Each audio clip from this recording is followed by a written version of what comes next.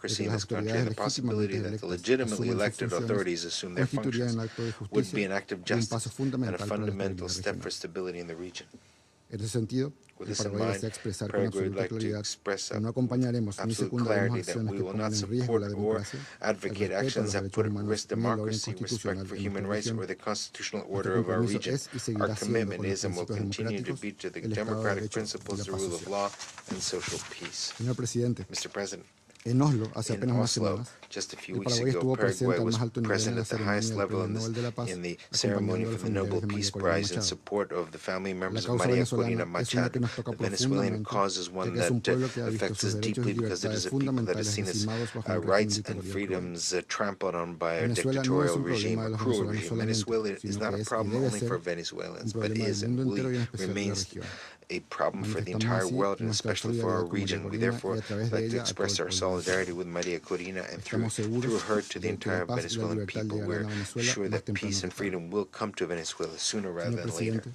Mr. President, lastly, I'd like to underscore that the fight against organized crime should continue to be conducted in the framework of international humanitarian law in coordination with mechanisms for the defense of democracy, fundamental principles of international law, as well as the protection and promotion of human rights and fundamental freedoms. All these are essential elements for the process of international regional integration, development, and prosperity. Paraguay will continue to work in cooperation with all regional actors with whom we share these values of democracy and peace. Thank you.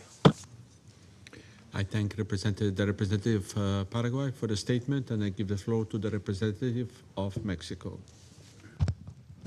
Señor Presidente, México da la bienvenida a esta sesión del Consejo de Seguridad para examinar la situación derivada de las crecientes tensiones en torno a Venezuela. Cuando la paz internacional se ve amenazada, corresponde a este Consejo asumir su responsabilidad y actuar, siempre en estricto apego al derecho internacional.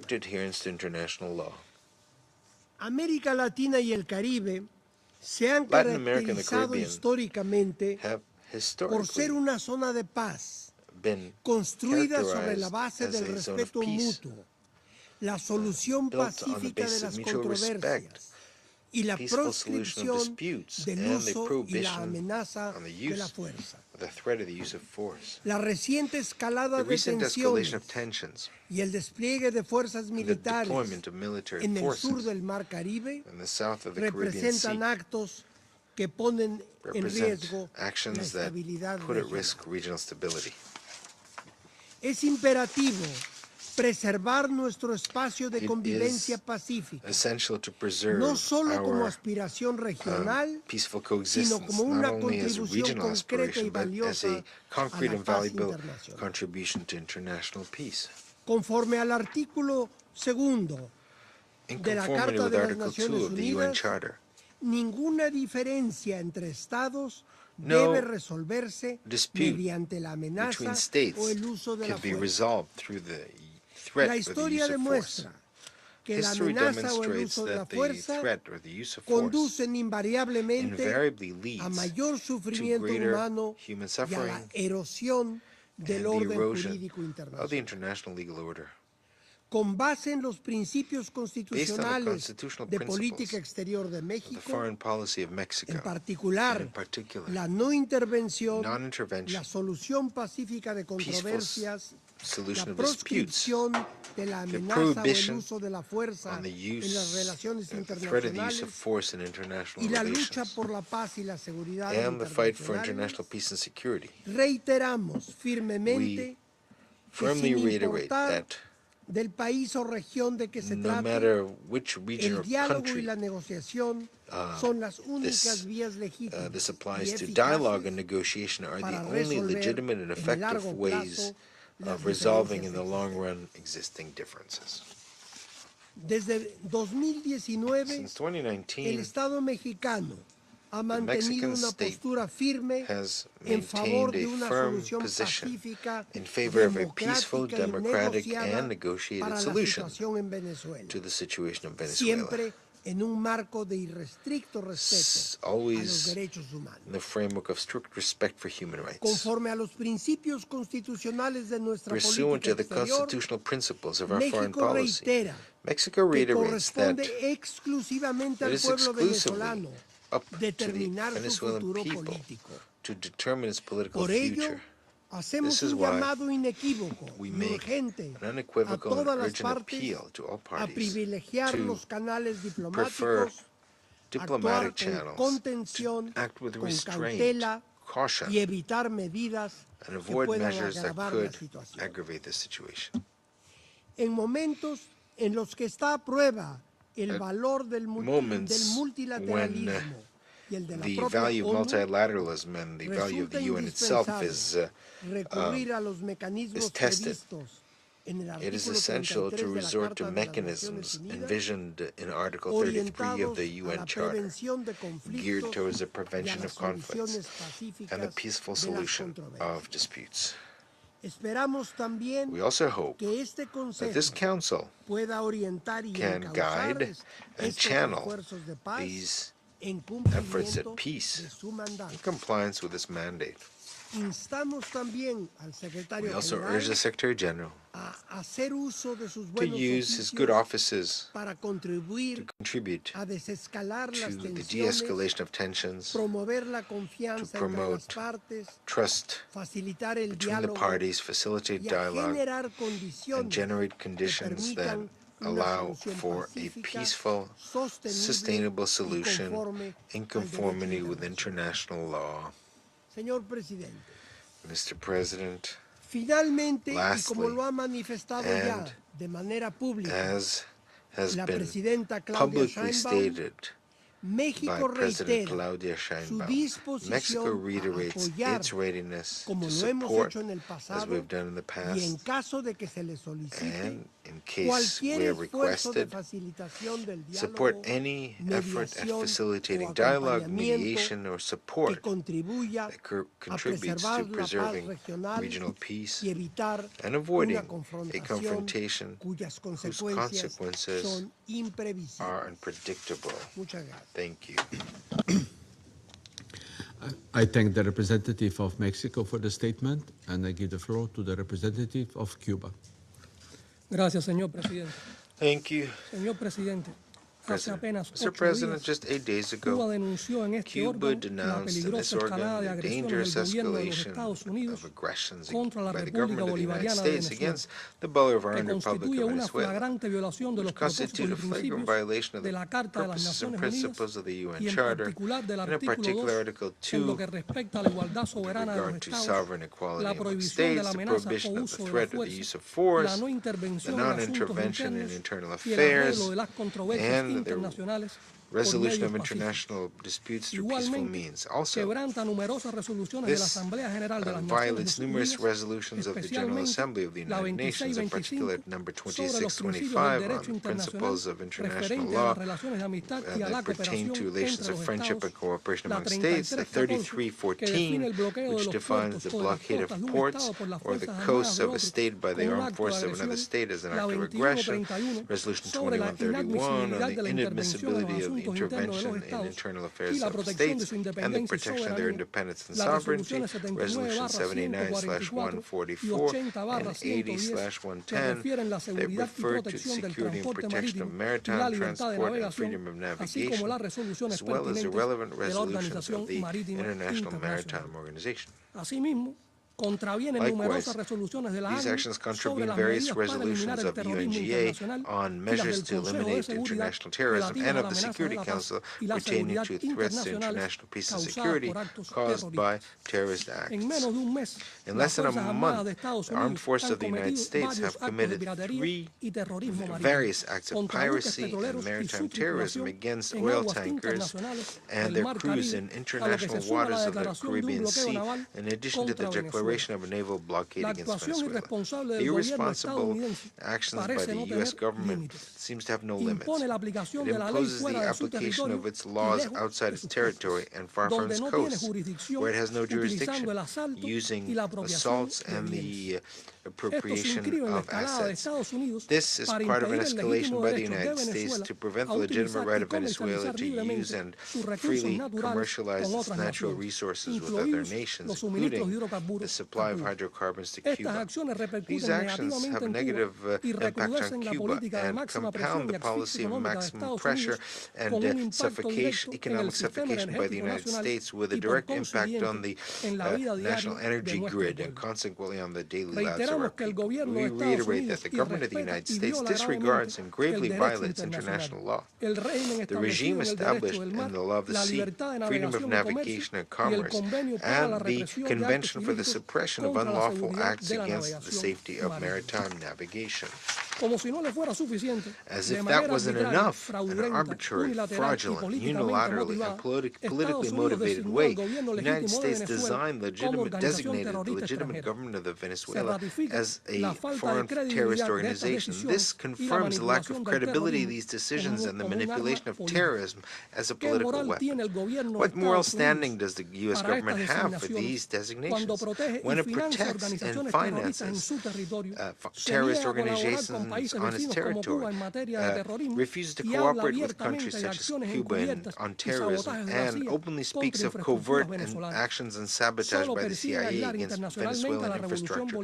They only continue to seek to isolate the Bolivarian and Chavist revolution and step up pressure, escalate towards an aggression with unpredictable consequences for peace, security, and stability in Latin America and the Caribbean, and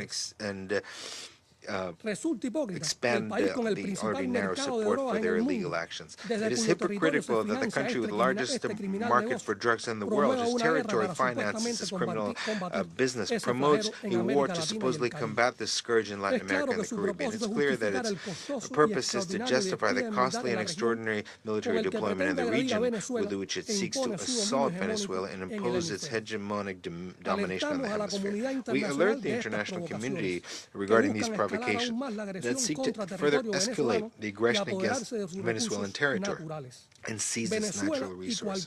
Venezuela and any other state that is attacked has legitimate right to defend itself in accordance with Article 51 of the Charter. All this, in addition to the unilateral coercive measures, economic suffocation, campaigns of discreditation, and attacks against important institutions in this country that are part of the psychological war and increase pressure by the government of the United States to overthrow the government of Venezuela. Mr. President, the new national security strategy of the United States, which includes the so-called Trump corollary to the Doctrine Monroe, puts into practice the idea that the Western Hemisphere is an exclusive zone of influence. It validates a dangerous doctrine of peace through force and enshrines intentional warfare as a policy of the state. It reflects the huge challenges confronted by humanity, in particular Latin America and the Caribbean region.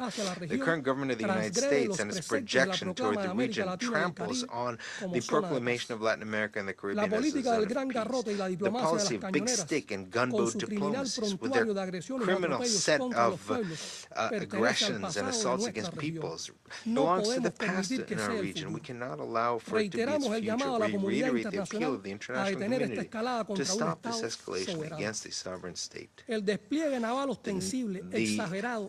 naval deployment that is exaggerated and unjustified of the U.S. forces in the Caribbean Sea, together with the deliberate threat of military aggression against the Bolivarian nation, would have unpredictable consequences for political, social, and economic stability of the entire region. It reveals the hegemonic and criminal intention and requires universal condemnation. Mr. President, we reject the extension of sanctions and unilateral coercive measures of the European Union against Venezuela. They're contrary to international law and the UN Charter, and they seek to step up pressure against the government of Venezuela and are aligned with aggressive neo-colonial U.S. interests. Cuba reaffirms its total and firm support for the constitutional president Nicolas Maduro, for the Bolivarian and Chavist revolution, and its civic military union. We demand strict respect for its sovereignty, independence, and the right of Venezuela to freely decide its destiny without foreign interference. It is not the first time that there's an attempt to subdue Latin America to hegemonic ambitions. We are convinced that it will not be the last attempt, and that the people of the region will be able to determine their own future and advocate for their legitimate right to live in peace. Thank you. I thank the representative of Cuba for the statement, and I give the floor to the representative of Nicaragua. Muchas gracias, señor presidente. Thank you, President. Nicaragua expresa su plena y permanente solidaridad inquebrantable, fraterna y militante con el gobierno constitucional del presidente Nicolás Maduro Moros. With the constitutional government of President Nicolás Maduro Moros. Con el pueblo chavista y bolivariano, with the y Chavist con las and Fuerzas Bolivarian Armadas people, and Nacional with the Bolivarianas National de Bolivarian Venezuela. Armed Forces of Venezuela. La soberanía e integridad The territorial de sovereignty, Venezuela territorial se integrity of respeta. Venezuela must be upheld. Es parte integral de nuestra América They Latina are part and y parcel of our Caribeña. Latin America and the Su Caribbean. lucha es Their nuestra lucha. fight is our fight. Reconocemos su We inquebrantable acknowledge the resistencia frente a la unshakable, maquinaria imperial their y unshakable honramos la resistance in memoria the al face of comandante imperial Hugo machinery Chávez, and honor the memory of cuyo Comandante legado Hugo de Chávez, soberanía y whose unidad legacy of sovereignty and late con unity fuerza en el beats with corazón force de toda in la patria the grande. entire heart of the great Reafirmamos homeland. nuestra solidaridad We inquebrantable reaffirm our unshakable con el solidarity gobierno y pueblo with venezolano, the Venezuelan government and que people resisten ante las that amenazas are y ataques del resisting in the imperialismo. face of threats Su and lucha attacks por of la paz, imperialism. la Their justicia fight y el for derecho a peace, construir justice, su and the propio right to build destino their own destiny es una causa is a cause que asumimos that como we propia. embrace. Señor presidente, Mr. President, Nicaragua denuncia Nicaragua categóricamente los categorically actos de denounces piratería the moderna, acts of modern piracy. en este caso, In this case, el saqueo de los recursos the de pillaging Venezuela. of Denunciamos the que estos natural robos, resources of el Venezuela. We secuestro de denounce buques that these petroleros y el despojo de activos financieros looting and acts atentan of contra modern la piracy, soberanía del such as pueblo de seizure of Venezuela oil y tankers and plunder constituyen of un financial peligroso atentado assets, contra la are paz an y la attack against the estabilidad sovereignty of the de people toda of la región Venezuela de and América constitute Latina y a el Caribe, dangerous assault against the con peace and stability consecuencias of the que entire impactan Latin American Caribbean catastróficamente region with en el comercio y la consequence, with navegación catastrophic mundial. consequence in regional Condenamos trade enérgicamente las and economic agresiones development. We y strongly hostilidades condemn the continuas aggressions e and intensificadas continued hacia hostile Venezuela, actions that have been que se han intensified traducido against en un Venezuela, bloqueo that económico have led criminal to a criminal y en una economic guerra blockade híbrida and a hybrid diseñada war para designed infligir to el inflict máximo sufrimiento a maximum su población suffering civil. against its civilian Estas acciones population. These deliberadas deliberate buscan actions provocar el seek to colapso de provoke una the nación collapse soberana of a para sovereign imponer nation por la in fuerza, order to impose intimidación by y force la and hambruna un intimidation gobierno and dócil famine y a servil docile and al servile servicio de government intereses at the service egoístas of foráneos. of Exigimos el cese selfish inmediato foreign del interests. We despliegue demand militar the de immediate Estados Unidos en cessation nuestra of the región military de América deployment of the Latina y United el States Caribe. in our region of Esta Latin America and the presencia militar Caribbean. This pirata es una amenaza directa a la seguridad de pirate nuestras military naciones. presence Estas is a políticas direct de threat to the agresión security of our son nation. un This descarado acto policy of para aggression cambiar is gobiernos a legítima shameless y act to democráticamente change legitimate and democratically elected Demandamos governments. poner fin a las acciones We imperialistas y demand that an colonizadoras end be put de to los Estados imperialist and Unidos en nuestra colonizing región. actions by the United States in our Instamos a la region, comunidad and we urge the internacional international a community preservar y to respetar preserve el espíritu y and los principios respect fundamentales de la the Carta spirit de las and Naciones fundamental Unidas, principles of the tales UN como Charter, such as abstenerse de recurrir a la amenaza o al uso de la fuerza contra la the integridad territorial refraining e of the use independencia of threat of política de use of cualquier force Estado, against the independence la no of intervención, any state, the la solución non-intervention, pacífica de peaceful controversia resolution of y la disputes,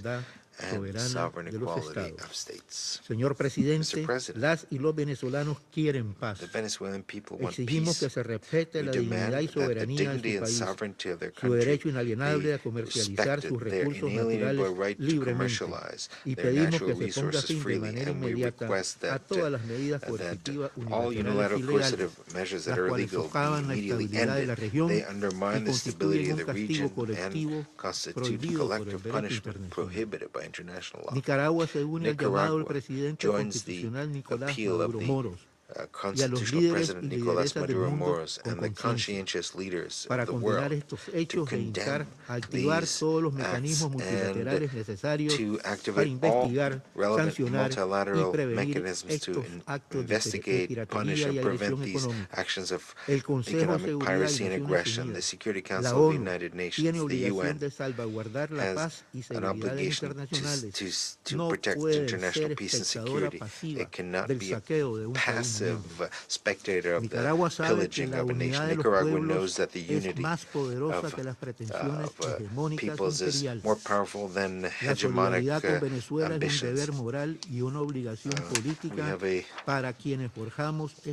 We have a political and moral obligation to build a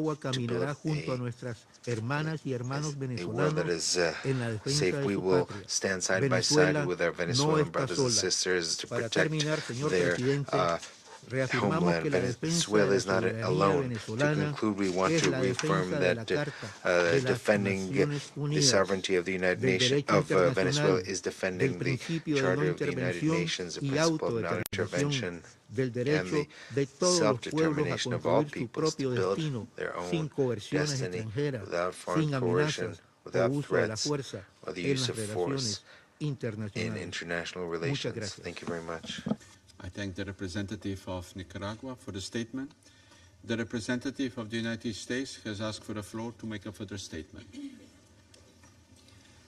Thank you, Mr. President.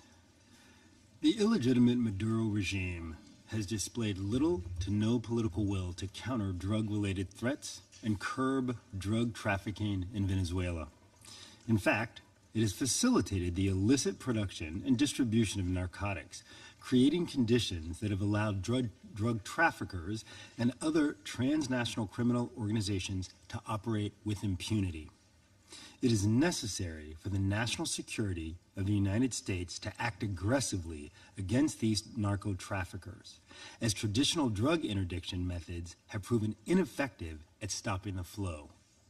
The United States will continue to take decisive actions to weaken the illegitimate regime and deny Maduro and his cronies access to illicit revenues.